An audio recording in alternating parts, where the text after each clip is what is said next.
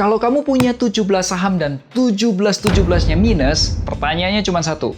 Harus cut loss atau tahan sambil berharap naik? Jawabannya ini bisa menyelamatkan atau hancurin portfoliomu. Yuk kita bahas.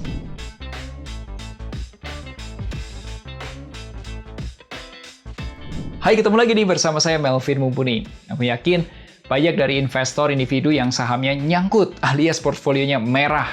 Jadi di video ini aku mau bahas. Nah, apa yang perlu kamu tahu? Satu, cut loss atau hold. Kedua, apa pelajarannya kok porto merah semua? Dan yang ketiga, solusinya supaya tidak terulang. Yuk kita mulai bahas. Kalau kamu punya 17 saham dan 17-17-nya merah semua, kamu itu punya dua pilihan, cut loss atau hold. Lalu gimana cara memilihnya? Sebelumnya, saya ingin tegaskan, strategi ini cocok untuk kamu yang investasi saham. Artinya apa? Periode investasi kamu lebih dari 1 tahun. Kalau kamu trading saham, saranku kembali pada trading planmu. Oke? Pertama, cut loss. Kalau apa? Satu, harga saham turun terus dibarengi dengan kondisi keuangan perusahaan yang memburuk. Contoh, dari pendapatan menurun 3 tahun berturut-turut, atau perusahaan merugi selama 3 tahun berturut-turut, terlalu banyak utang, ada masalah dengan hukum atau korupsi, dan lain sebagainya. Yang kedua, nggak ada rencana yang jelas ke depannya. Saya pernah menemukan beberapa kasus perusahaan yang terjebak dalam utang. Saking gedenya utang dan kerugian tahunan itu menyebabkan modalnya minus. Sayangnya, perusahaan tersebut itu tidak memiliki strategi untuk perbaikan ke depannya. Dan yang ketiga, harga beli kamu itu udah jauh banget di atas harga wajar, sehingga nggak ada diskon atau margin of safety. Nah, kamu itu boleh hold dan berharap harga naik atau malah average down, beli di harga bawah, jika satu, memang fundamental perusahaannya bagus, bisa memberikan dividen rutin, dan masih punya growth story ke depan. Sampai sini sudah jelas? Kalau sudah jelas, boleh kasih like-nya dulu dong. Dan seandainya belum, oke, nggak apa-apa, silahkan tulis pertanyaan kamu di kolom komentar. Ingat ya, ketika cut loss, itu usahakan jangan membawa rasa dendam. Nanti gue balikin kerugian gue sebelumnya. Jangan. Investor-investor yang belum bisa mengikhlaskan atau belum bisa let go, itu biasanya akan rugi besar lagi di portfolio berikutnya. Kenapa? Karena mereka berusaha balas dendam ke market. Dan market tuh nggak peduli dengan perasaan kamu. Nah, ketika kamu sudah bisa ikhlas, langkah berikutnya pelajari apa kesalahan sebelumnya. Kenapa kok portfolio saham itu bisa merah semua? Tentunya ada banyak penyebab portfolio merah. Yang paling sering aku temui adalah kesalahan satu, mindsetnya main saham.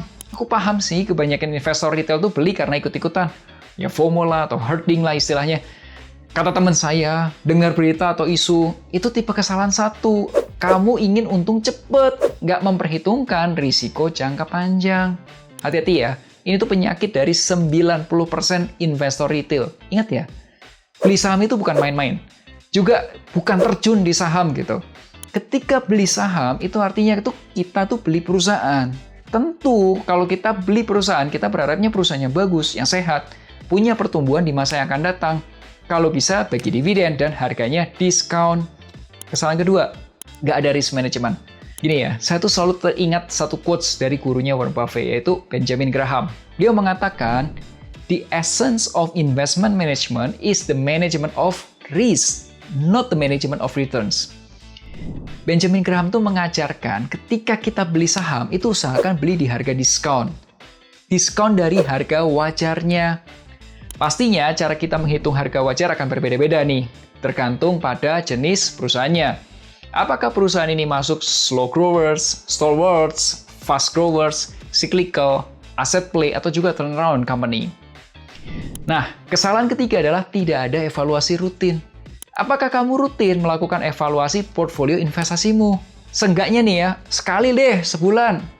Jangan sampai kamu beli saham, terus diemin aja. Dan semuanya akan baik-baik aja. Nggak gitu cara investasinya. Nah, dari 3 kesalahan tadi, mana kesalahan yang kamu lakukan? Ceritain ya di kolom komentar supaya kita juga sama-sama bisa belajar. Thank you ya. Jika kamu tahu penyebab kerugian, kamu bisa tahu solusinya supaya tidak terulang lagi. Betul? Solusinya ada 3 yaitu, pertama, mindsetmu investasi untuk jangka panjang. Jadi gini, sekarang kamu harus lebih selektif memilih perusahaan. Jangan cuma ikut-ikutan atau berharap untung jangka pendek dengan ambil risiko jangka panjang.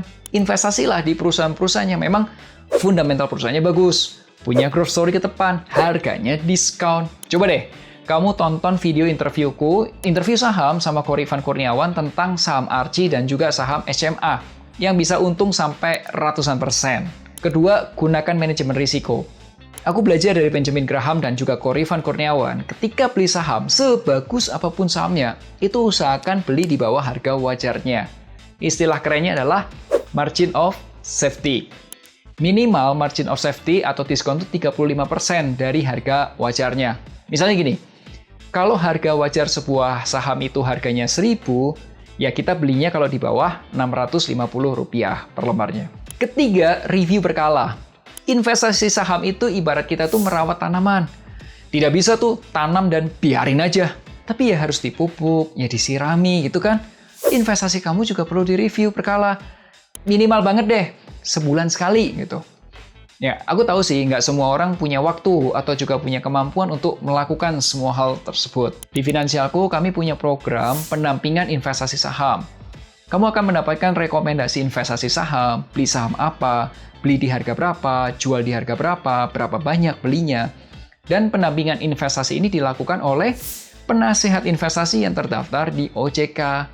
Tapi memang ada minimum uang investasinya. Kamu boleh nanya-nanya dulu ke admin Finansialku apa itu program pendampingan saham, berapa harganya, dan apa yang akan didapatkan. Silakan klik link di sini atau hubungi nomor WhatsApp berikut ini.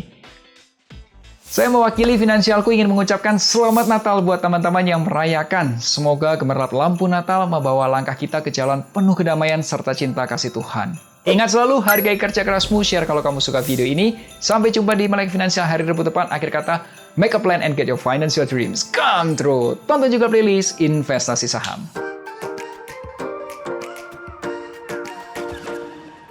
Wujudkan